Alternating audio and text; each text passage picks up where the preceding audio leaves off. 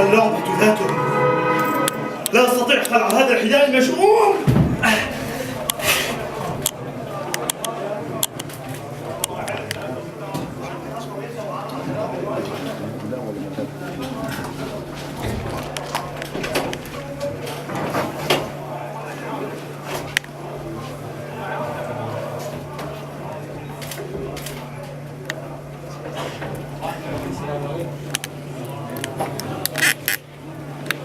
أين أتت هذه القبعة؟ هل تسمح؟ قبعتي.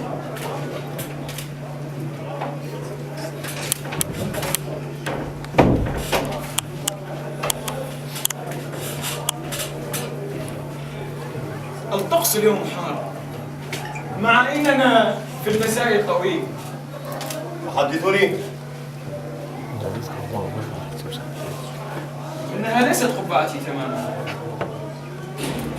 لكن عندما رأيتها أحببتها، حتى أحسست أني لا أستطيع الاستغناء عنها. لا تهمني. لو أردت يمكنك الاحتفاظ بها.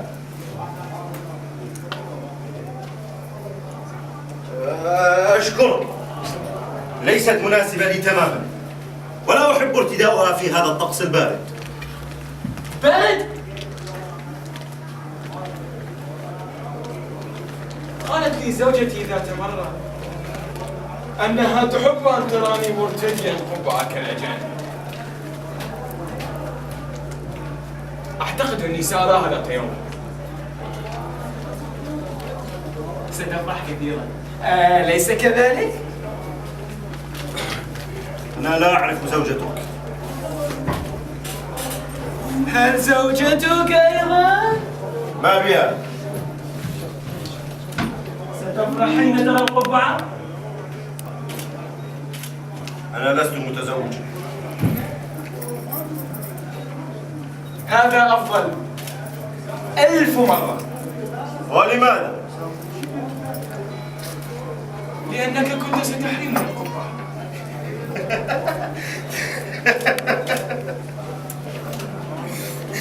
هل تعلم؟ ماذا؟ إنني آتي من آخر الدنيا إلى هنا كل يوم. كل يوم؟ كل يوم.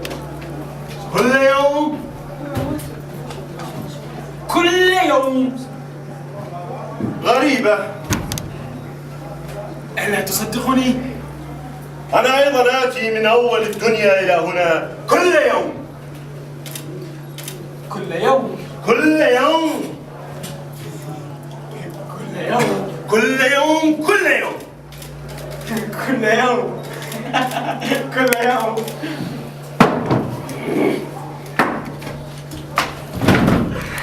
أنا لم أراك هنا من قبل. ولا أنا. مع أنك قلت منذ لحظة صغيرة إنك تأتي إلى هنا كل يوم. ألم تقل ذلك؟ ألم تقل ذلك؟ اتركني، أنا لا أكذب مطلقا. لا تكذب مطلقا؟ ولم لا تكذب مثلا؟ هل تظن أنك حين تفعل ذلك أتألم؟ بالعكس، إنني أفرح كثيرا. تفرح؟ نعم أفرح، والدليل عندما يوعدوننا بالكثير ونحن نفرح وهم لا يوفون بأي وعد. فأنا وأنت وهم كلنا كاذبون. أنا رجل شريف. وهل ينتظر الشرفاء هنا أيضا؟ هل سمعت عن تلك البلدة التي غزاها الجنود ذات ليلة؟ وهرب الرجال وبقيت النساء تنتهك عرضهن ويفض الجند عذرية كل فتاة، أجل كل فتاة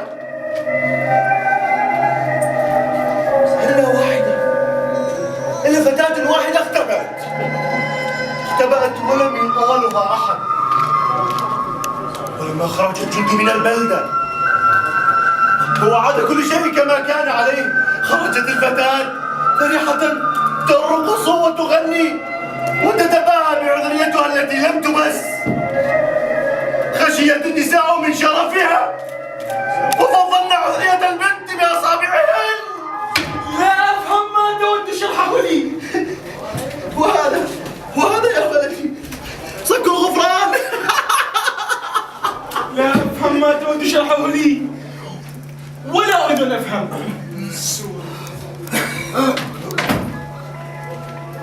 سوى أني أريد أن أرتاح حتى يأتي. من؟ ماذا؟ من هو الذي يأتي؟ شيء ما. هو نفس الشيء الذي ننتظره كل يوم. هل هو نفس الشيء المكتوب هنا؟ دعني أراه. أعرف إننا ننتظره دائما.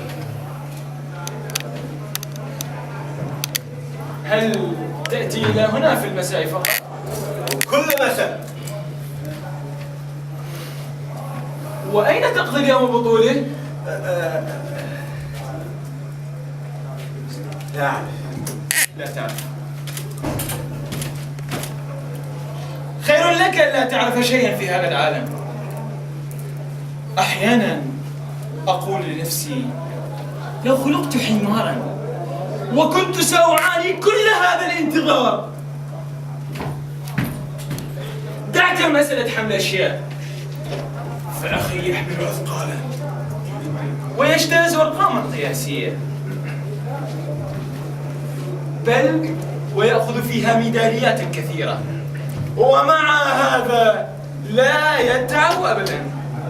وماذا تعمل أنت؟ أقضي اليوم بطوله متسكعا في الشوارع النتنة، وأقول لنفسي إن القناعة نفسها لا تتعدى سوى كلمة بلهاء اخترعها الكسالى الذين لا يفعلون شيئا. هل تعلم إن بلادنا أغنى بلاد العالم لأنها منهوبة منذ بدء الخليقة وما زالت واقفة كبقرة حلوب لم يبقى في ضرعيها إلا الدم الذي ينبثق في وجوه أمثالنا.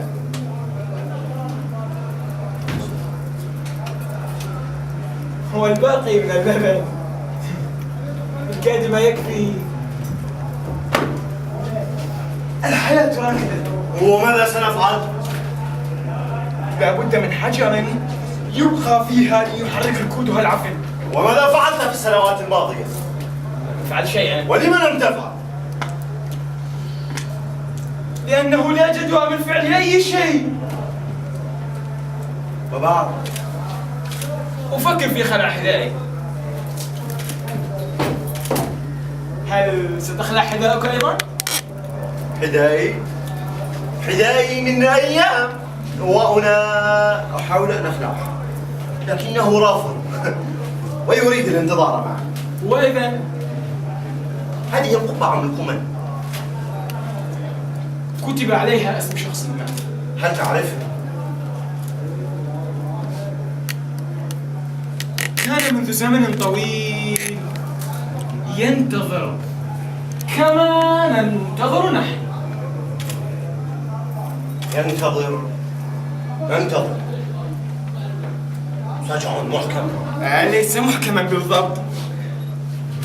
اسمع، هناك كتابة أخرى في القبعة. أعطيك أنا ما أكتب عليها. دعني أراها أنا وأقرأها. قلت لك أعطني القبعة. أنا ليس أقرأها. أعطني القبعة. أنا ليس أقرأها. أعطني القبعة. كتب عليها. لا، هل كان ينتظر أيضا؟